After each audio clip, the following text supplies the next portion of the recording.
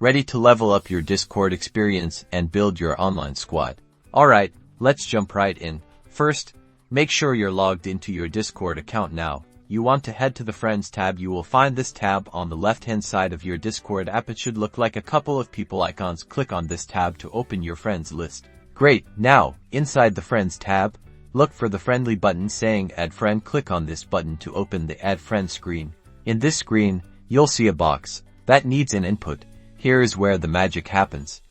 You'll need to enter the Discord username and tag of the friend you want to add. Make sure you have the correct spelling, otherwise, you will not be able to send the friend request. If you add somebody who is not a real user, your request will not be sent either.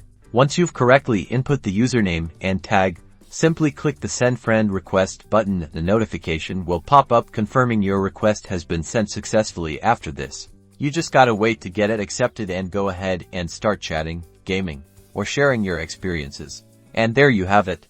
You're now officially a Discord social butterfly. If you found this tutorial helpful, don't forget to like the video and subscribe for more Discord tips and tricks. Happy connecting!